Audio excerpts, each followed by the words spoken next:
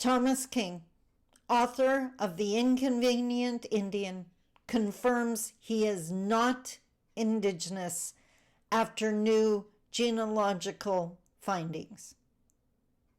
What the actual F? Let's talk about it.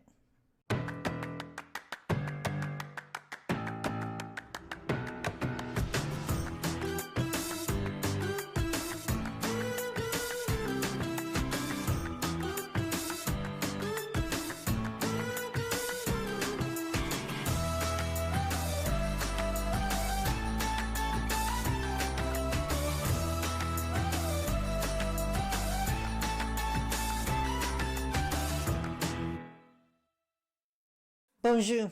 Mishko Paganon Quain Adishnakas Mangdodam. Hi everybody. My name is Sandy Boucher. I'm Red Thunderbolt Woman of the Loon Clan, a proud member of Seine River First Nation in Treaty 3 territory in Northern Ontario. And honestly, to say I'm shook would be an understatement. And I want to add some context here, just because it does come up every now and then. As an Indigenous woman living in Canada, 90% of the time, I'm consuming the same news you are if you are a non-Indigenous Canadian. I'm reacting the same way. We're watching what Carney does. We're watching what happens out west. I'm in Northern Ontario. What's going on the East Coast? How's the economy doing? What's pricing like? What's the interest rates? The same stuff. But every now and then, a news story comes out and the divide returns because it's something that is a gut punch or of high interest and priority to Indigenous people and maybe not so much to non-Indigenous. And that's what I'm wondering about the news that broke today on November 25th. And I realize you're watching this a week later. So I get up in the morning, do what I got to do, feed my cats so they don't revolt and leave. And I head into my office and I start doing things. And one of the things I do is turn on social media, largely to make sure that the posts I put out actually posted, there was no glitches. And that's what I was doing. My normal everyday routine, probably still half asleep. And then I saw the article, and this was a post put out, because remember, on Facebook, you can't share news in Canada. So this was a post by a group called Indigenous TV, and yes, I have it on the screen in front of me, and I'm just going to read this to you so you are exposed to exactly what I was exposed to. Breaking news: Thomas King, author of The Inconvenient Indian, confirms he is not Indigenous after new genealogical findings. I'm not sure if I'm pronouncing that right. In a new exclusive interview with the Globe and Mail, the 82-year-old best-selling author says he recently met with the Tribal Alliance Against Frauds and a genealogist who reviewed his family history. The findings showed no Cherokee ancestry on either side of his family, contradicting what he believed his entire life. I'm still in shock. All my life, I believed I was Indigenous. King says he never knowingly misrepresented himself, explaining that family stories led him to believe his paternal grandfather was Cherokee. For decades, King was widely known, taught, and celebrated as an Indigenous writer. He acknowledges receiving grants and opportunities intended for Indigenous creators. I have received financial grants and other benefits from being seen as Indigenous. That was a quote. He describes the discovery as a devastating moment in his life. This pretty much means the end of me. It's a brutal end, and I expect the worst. Goes on to say, read the full article, A Most Inconvenient Indian, on the Globe and Mail. Gut punch.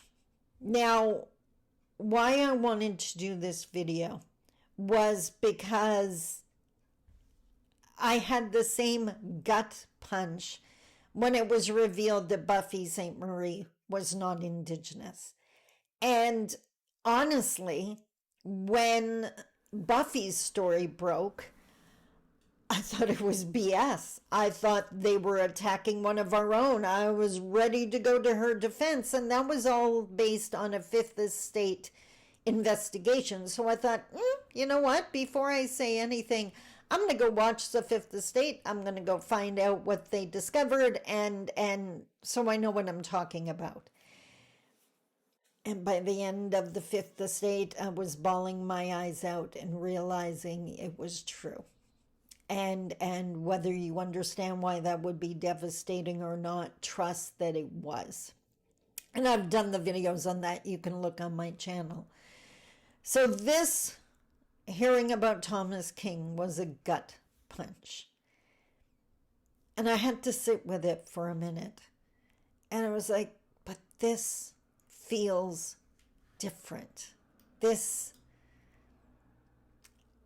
It feels different. So what I did was, I'm just going to call this up here. I shared the information, of course, but I wanted to share it with you too, because I'm not bawling my eyes out and it just feels different. So before I say anything else, I'm going to share with you what I shared on my Facebook page and on LinkedIn. So here it is. Like so many this morning, I am stunned at the news.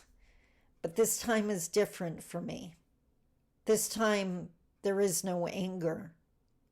This time, there is respect for the man who wanted to make sure, who sought to make sure, putting in incredible effort to find the answer. This was not a man pursued by others, but a man on a quest, a man who so easily could have kept his secret, a man who respected and loved the Indigenous peoples he thought he was part of for so long, enough to not do that. He practiced the 7 grandfather teachings: truth, honesty, humility, respect, love, wisdom, and bravery. But having said that, I believe his story is yet another heads up to the non-Indigenous Canadian institutions hiring Indigenous.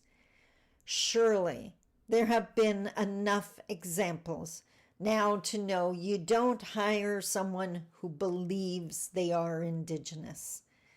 To truly work with those that know Indigenous and can support Indigenous in a way that resonates, you must hire the people we know. The people known by their community, the people with familial ties in present day, not just the past, those who do not know they are Indigenous, but who can actually prove it with letters of support and, yes, with a status card. Nothing for us or about us without us. It's time to start truly hiring us. And to Thomas King, you have my respect now and always. Aho. The thing that sits with me, that makes this different, is in every other case of pretendians, they were still insisting they were Indigenous. It was other people that did the research and discovered that they absolutely were not. And Thomas King didn't do that. Thomas King had enough respect for indigeneity and that journey and the authenticity of that journey that when he started questioning, he sought to find out. He didn't just say, well, they believe me. He didn't just pray that no one else looks into it. He looked into it. That's authenticity. That's a leader. That is someone I can respect. Now, does that mean he should give back the accolades? Yes, I believe he should. And I believe in the bottom of my heart that Thomas King believes he should. That's why he wanted to know. My heart goes out to him. But what a beautiful example of bravery and honesty and humility. Like I said, he is the 7 grandfather teachings in human manifestation. I am devastated.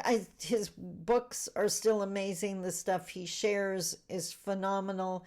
He definitely knows what the Indigenous experience is like, which is why he's practicing the 7 grandfather teachings. My heart is broken, but there is no anger this time. There is no disappointment. It's now he's just a man I look up to, because wow, that took guts. And so many would just, shh, don't say anything. So many would think, what's the big deal? He knew. He knew it was a big deal. And for that, I say, chi miigwech, Thomas. Huge thank you. We got to do better. Let's learn from his example. And he is willing to stand in the line of fire to take what he thinks is going to be brutal feedback, and I'd be willing to bet he is going to get backlash from some. He's just not getting backlash from me. I'm sad. But I'm glad he found his truth, and I love that he shared it. Until next time, I love you. Take care. Bye-bye. Just one last thing before I go. This whole Buffy Sainte-Marie, Thomas King, so many other people, pretendianism is a thing, and it causes pain, which is why I created my new Lunch and Learn, because this just keeps coming up. So if you and your team would like to learn more about it, send me an email, because we need to talk. We need to understand this so we can stop happening. Chi miigwech. Take care.